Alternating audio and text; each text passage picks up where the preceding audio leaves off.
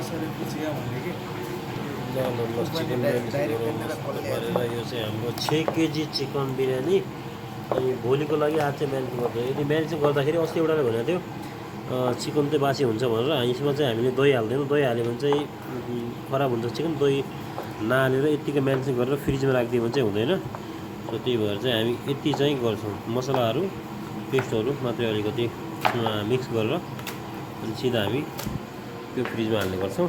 So त्यसरी खराब हुन्न। अनि बिहान चाहिँ यसमा दही मिक्स गर्नु अनि राम्रो हुन्छ। 1 घन्टा दही मिक्स गरेर 1 घन्टा चाहिँ बाहिर राख्ने।